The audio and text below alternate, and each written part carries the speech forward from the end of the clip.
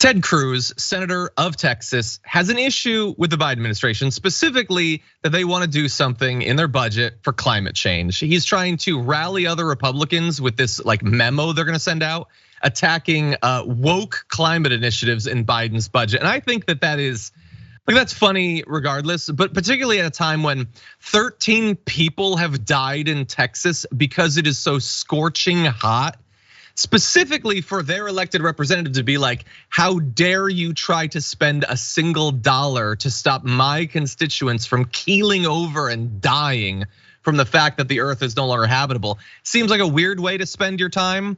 But I really do want to stress how bad things are getting. If it's not abundantly clear to you, as it is to many living in different parts of the world, the climate has gotten so bad, it's literally changing the color of the ocean.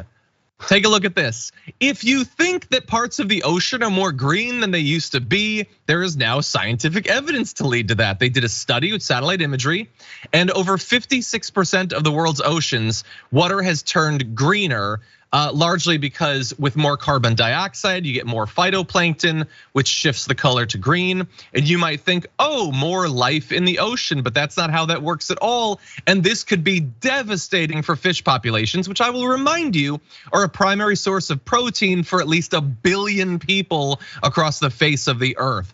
That's how bad it's getting. We're gonna turn to heat in a little bit and give you some truly apocalyptic records that are being broken. But River, what do you think about Ted Cruz is almost the sort of human embodiment of the "this is fine" dog.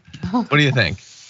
Yeah, I mean, what do I think about Ted Cruz doing what he's doing? Is that the question? I guess, yeah. There's a lot in there to consider, you know.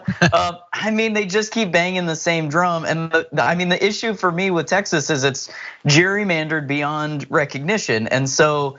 That's the thing is when we say elected official for many of these places, that we can easily throw into this red state camp and believe that everybody in Texas believes this or thinks this way, is just not true, and so that to me is what's always underlying all of this when I hear this, that he is trying to remain in power, and they are pushing this partisan agenda, which is. We are funneling money into oil and into coal and into fossil fuels because that's who's paying us to do all this stuff. And so we are going to, this is not unrelated to a portal opening up over the White House. We need you to think that everything that is being done is bad because all the stuff that we are doing is bad.